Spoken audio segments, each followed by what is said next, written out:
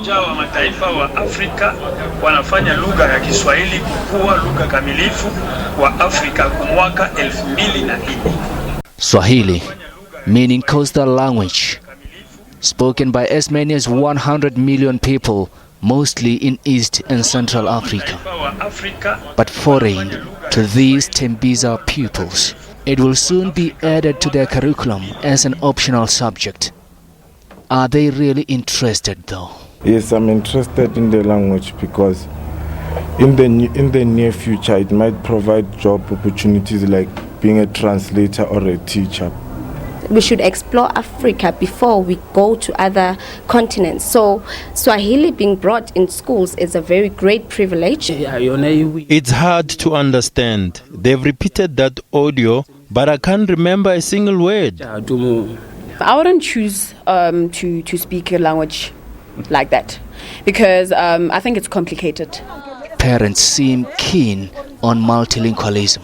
It will be easy for them. Maybe they will get a university in where they speak Swahili. The people from Africa are here in South Africa, so they are learning our languages. So why not learn one of their languages? And just take a walk down the streets of Yeovil. Swahili is predominantly spoken here. If you can say clap your hand, in Congo pika mikono, in Tanzania is pika makofi. It's a language with different dialects. Swahili Bora is the genuine Swahili. It's just even like English. There is American English, there is British English.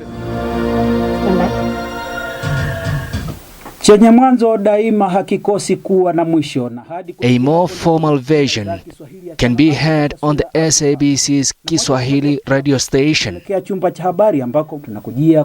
It's one of 6 languages in which Channel Africa broadcasts to the rest of the continent.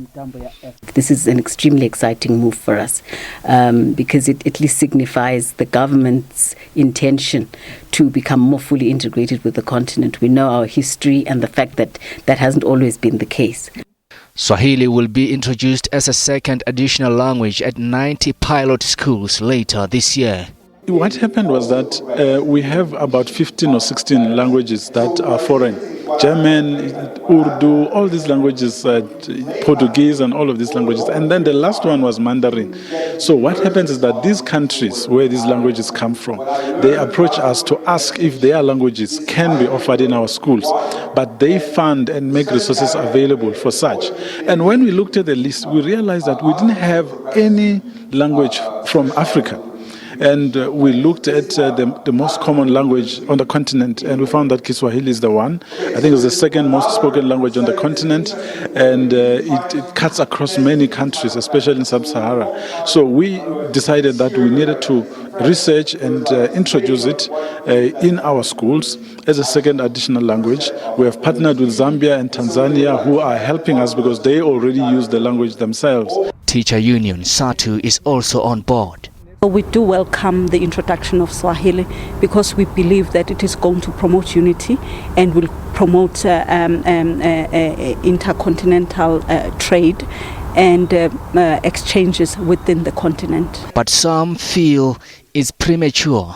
If you go just to the schools that are in South Africa, African languages are taught in the schools that are in the townships and rural areas.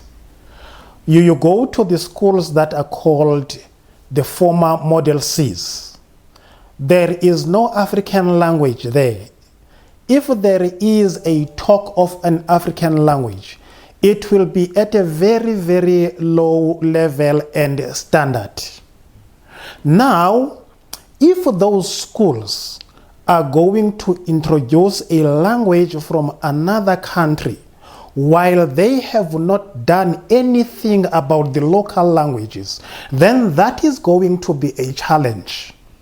I think the move should be, first let us strengthen what we have already. Then after we have strengthened that, we use that one as a springboard to access other languages.